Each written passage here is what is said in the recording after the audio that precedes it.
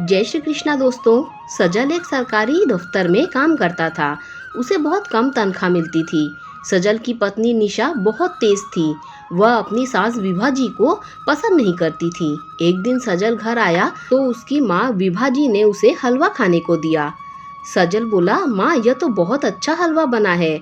आज क्या बात है, आपने हलवा कैसे बना लिया?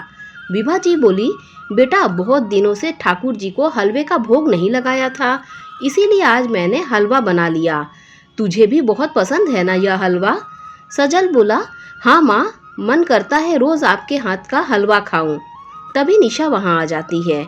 निशा बोली, माँ जी आपको पता है देशी घी कितना महंगा है और आप हलवा बनाकर दावत कर रही हैं। पूरे महीने हम कैसे खर्च चलाते हैं यह आपको पता है?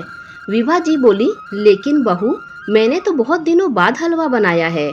सजल बोला, कोई बात नहीं निशा, कभी कभी तो हलवा खाना भी चाहिए, और फिर यह तो प्रसाद है, तुम भी खा लो। निशा बोली, कल से आपको सूखी रोटी मिलेगी, वह सही रहेगा।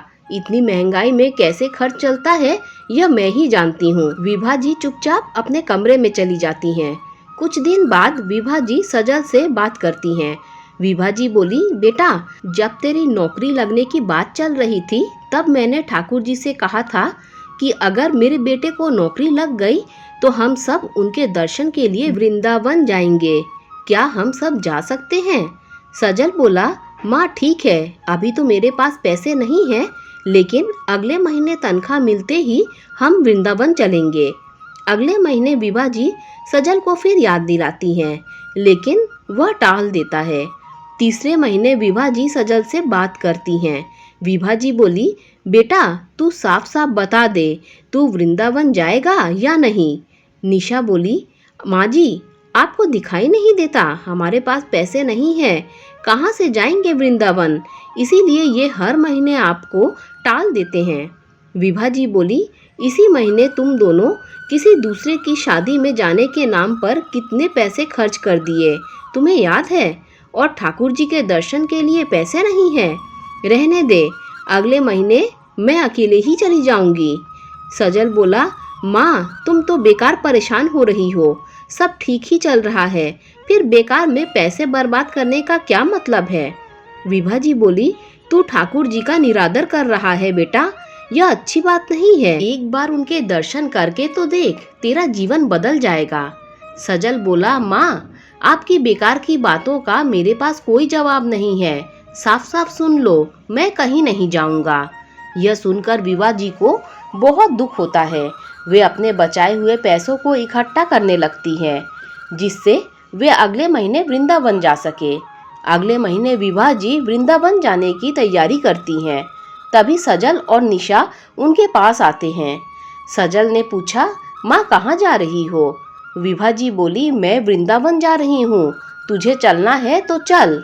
निशा बोली, वह तो ठीक है माँ जी, लेकिन आपके पास इतना पैसा कहाँ से आया?